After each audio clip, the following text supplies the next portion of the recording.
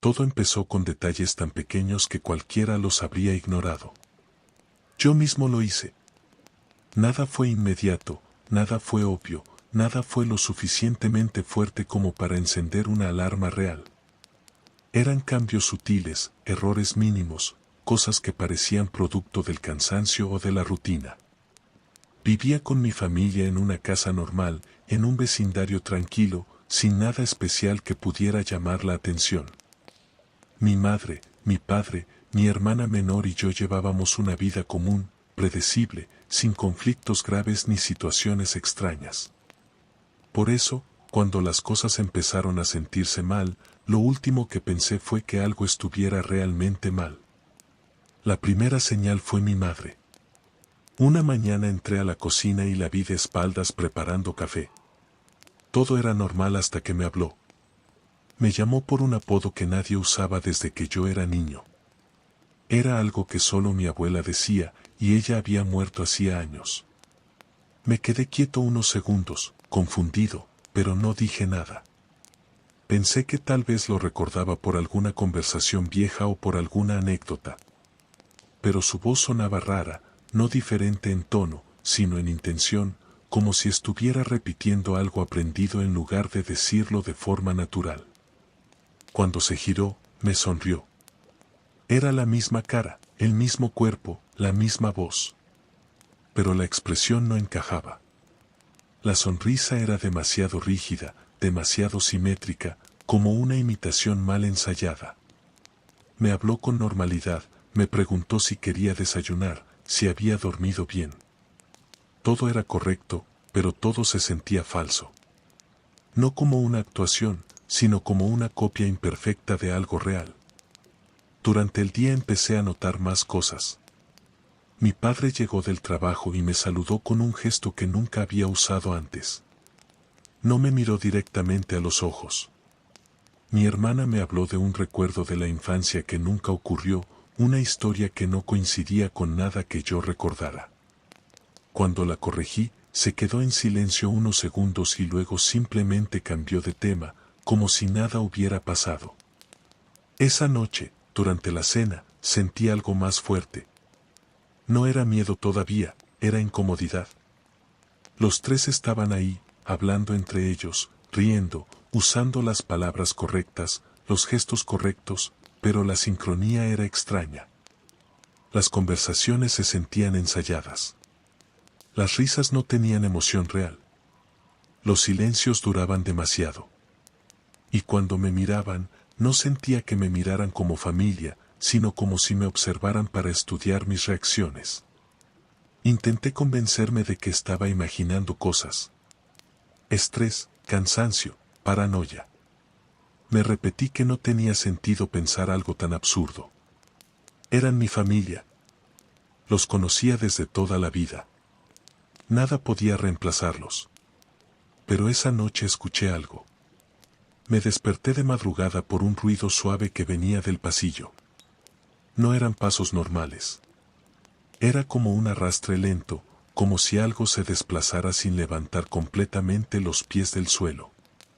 Abrí la puerta de mi habitación apenas unos centímetros y miré hacia afuera. La casa estaba a oscuras. El pasillo estaba vacío. Entonces escuché voces.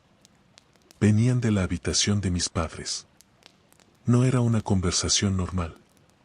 No distinguía palabras claras, solo murmullos bajos, sonidos entrecortados, como si varias personas hablaran al mismo tiempo en susurros.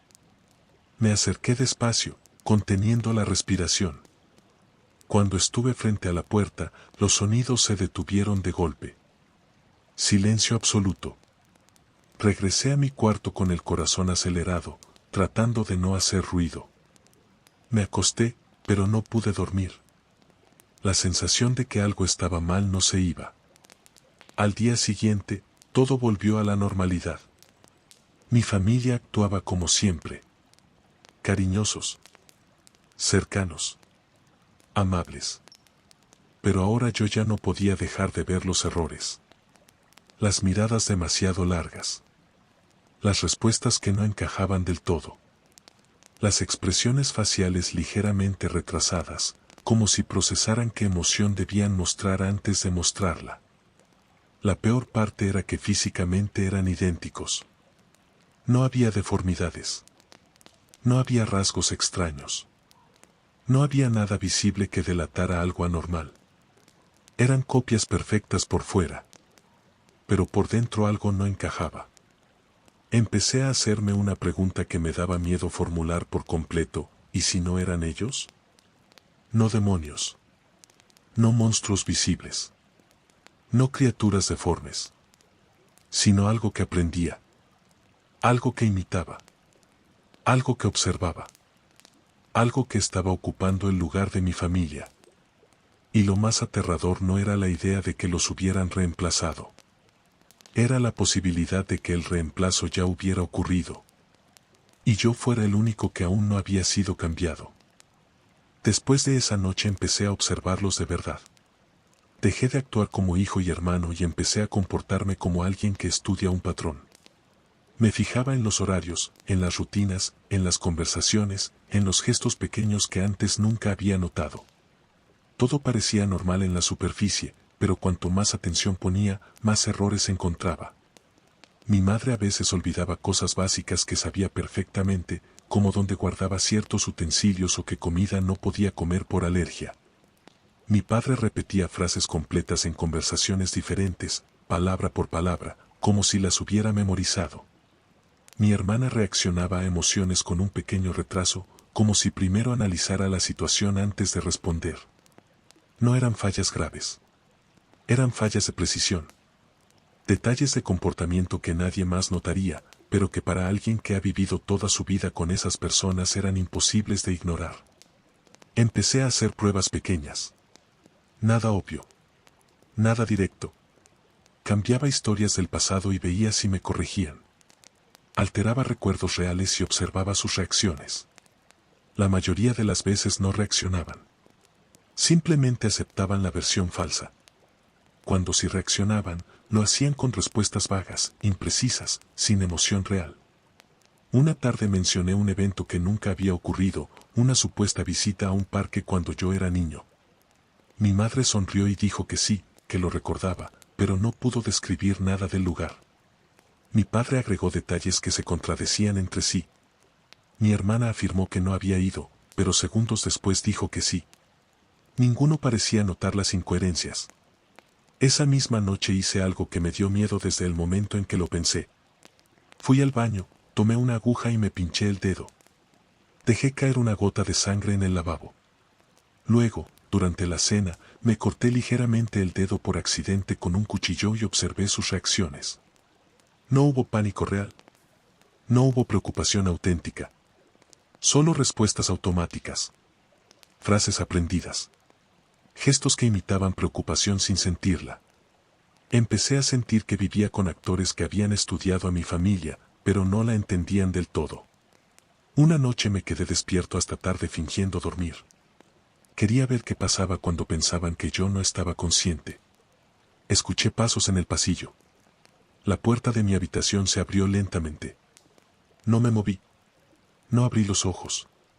Sentí una presencia cerca de la cama. Algo se inclinó sobre mí. No respiraba como una persona normal. No había ritmo claro. Era un patrón irregular, como si imitara la respiración sin necesitarla realmente. Escuché un susurro. No una palabra. No una frase. Un sonido. Algo que no pertenecía a ningún idioma que yo conociera. Luego la presencia se alejó y la puerta se cerró. Al día siguiente vi algo que ya no pude ignorar. Mi madre estaba en la cocina y por un segundo, solo un segundo, su reflejo en la ventana no coincidió con su movimiento. Ella se quedó quieta, pero el reflejo sonrió. Fue un desajuste mínimo, pero real. No fue un juego de luz. No fue imaginación. Lo vi con claridad. Empecé a revisar la casa cuando no estaban. Armarios, cuartos, el sótano, el ático. Buscaba algo que no sabía qué era. Una señal. Un objeto. Un rastro. Encontré algo en el sótano, detrás de unas cajas viejas. Una puerta que siempre había estado cerrada y que yo nunca había abierto. Cuando la abrí, encontré un espacio pequeño, húmedo, oscuro, que no recordaba que existiera. Dentro había ropa. Ropa de mi familia. Pero no ropa vieja. Ropa actual. Duplicados exactos de la que usaban a diario. Camisas de mi padre. Suéteres de mi madre. Playeras de mi hermana. Todo perfectamente doblado, perfectamente ordenado. Sentí una presión en el pecho que me dejó sin aire. Ese mismo día empecé a notar algo más, a veces no estaban todos. A veces uno de ellos desaparecía por horas sin explicación clara. Decían que habían salido, que estaban ocupados, que habían ido a hacer algo, pero nunca daban detalles concretos. Siempre respuestas vagas. Una madrugada me desperté por un ruido más fuerte que los anteriores. Venía del sótano.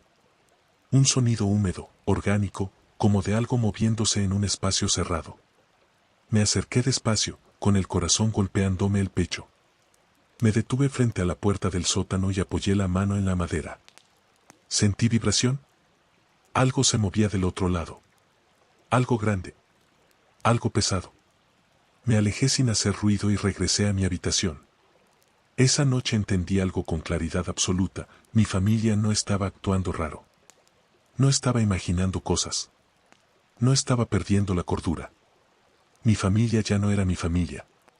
Lo que vivía en esa casa se parecía a ellos, hablaba como ellos y ocupaba su lugar, pero no eran humanos. Y lo peor no era eso. Lo peor era que todavía no sabía qué habían hecho con los originales. Después de aceptar que mi familia ya no era humana, entendí que seguir viviendo en esa casa no era una cuestión de valentía sino de tiempo. No era un si algo iba a pasar, sino un cuándo. La casa dejó de sentirse como un hogar y empezó a sentirse como un entorno de observación. Cada espacio, cada habitación, cada pasillo parecía diseñado para vigilarme. Dejé de moverme con naturalidad y empecé a calcular cada acción. Dormía con la puerta cerrada, bloqueada con muebles, con una mochila preparada bajo la cama que contenía ropa, documentos, dinero y un teléfono viejo sin contactos. Vivía con la sensación constante de estar siendo estudiado, no como una persona, sino como un sujeto de prueba. Ellos también cambiaron. Ya no intentaban actuar como una familia real todo el tiempo. A veces lo hacían, pero otras veces simplemente no se molestaban en imitar emociones. Me observaban en silencio. Me hacían preguntas disfrazadas de conversaciones normales, sobre mis horarios, mis recorridos, mis planes a futuro, mis hábitos diarios. No preguntaban por interés, preguntaban para registrar información. Empecé a notar que cuando hablaba, a veces se miraban entre ellos, como si evaluaran mis respuestas. Ya no se equivocaban tanto en los recuerdos ni en las historias, como si hubieran corregido errores previos. La imitación se volvía más precisa. Una noche, durante la cena, ocurrió algo que terminó de romper cualquier duda. Mi madre me miró fijamente y me preguntó cómo se sentía ser el único diferente. No lo dijo como provocación ni como amenaza, sino como una pregunta clínica, neutral, casi científica. Nadie reaccionó. Nadie se sorprendió. Nadie mostró incomodidad. Mi padre siguió comiendo. Mi hermana siguió mirando su plato. La frase fue aceptada como algo normal. En ese momento entendí que ya no estaban fingiendo conmigo, que ya no necesitaban hacerlo, porque yo ya no era parte del papel que estaban interpretando. Esa misma madrugada decidí huir. No planeé nada complejo. No intenté ser inteligente. Solo actué. Salí por la ventana de mi habitación, bajé por el jardín trasero y empecé a correr sin mirar atrás. El miedo era tan intenso que sentía que me iba a desmayar en cualquier momento. Esperaba escuchar pasos siguiéndome, voces llamándome, algo persiguiéndome, pero no escuché nada. Solo mi respiración descontrolada y el sonido de mis pies golpeando el pavimento. Llegué a una estación de policía y conté todo, absolutamente todo, desde los cambios de comportamiento hasta el sótano, la ropa duplicada, las voces, las marcas, la vigilancia constante. Cuando enviaron una patrulla a la casa, no encontraron nada. La casa estaba limpia. Ordenada. Normal. No había cuartos ocultos, no había ropa duplicada, no había sótanos extraños, no había señales de nada fuera de lugar. Mi familia estaba ahí, tranquila, cooperativa, preocupada por mí. Todos dieron la misma versión con una coherencia perfecta, que yo llevaba semanas actuando extraño, diciendo cosas incoherentes, aislándome, afirmando que ellos no eran ellos. Yo era el único elemento que no encajaba en la narrativa. Me llevaron a un hospital. Me diagnosticaron un brote psicótico severo. Me medicaron. Me aislaron. Me trataron como a alguien incapaz de distinguir entre realidad y fantasía. Con el paso de las semanas, la medicación me fue apagando emocionalmente. Mis recuerdos se volvieron confusos. Mis pensamientos se volvieron lentos. Empecé a dudar de mí mismo. Empecé a preguntarme si todo había sido una construcción de mi mente. Si había inventado señales donde no las había. Si mi cerebro había creado una historia para justificar un colapso mental. Casi lo acepté. Hasta que una noche, una enfermera entró a mi habitación para revisar mis signos vitales. Me miró más tiempo del necesario. Su expresión era tranquila, pero su sonrisa era rígida, demasiado simétrica, idéntica a la de mi madre. Se inclinó hacia mí, en voz baja, me dijo que no era para que escapara, sino para que aprendiera. Sentí un pinchazo en el cuello y una sensación fría extendiéndose por mi cuerpo. Todo se volvió negro. Cuando desperté, estaba en mi antigua casa. En mi habitación. En mi cama. Escuchaba las voces de mi familia en la cocina, hablando con normalidad, riendo, usando los tonos correctos. Bajé lentamente, con el cuerpo rígido, con una sensación de irrealidad total. Estaban todos ahí. Mi madre. Mi padre. Mi hermana. Sonriendo. Mirándome como si nada hubiera pasado. Mi padre se acercó y me habló con calma, con una voz que ya no intentaba sonar humana del todo. Me dijo que ahora entendía cómo funcionaba, que ellos no reemplazaban personas, que aprendían a hacerlas, que las estudiaban, que las imitaban, que las ocupaban desde dentro. Miré mis manos y sentí algo profundamente incorrecto. La piel se veía normal, pero no se sentía normal. El movimiento no era natural. La sensibilidad no era igual. Y entonces entendí la verdad completa, no me habían traído de vuelta a casa. Me habían devuelto al sistema. No me habían reemplazado. Me habían integrado. Ya no necesitaban ocultarse de mí, porque ya no era una amenaza, ya no era un observador, ya no era diferente. Yo también era parte de la copia, parte de la simulación, parte de la familia que no era familia, parte de un ciclo que no termina con la muerte, sino con la imitación.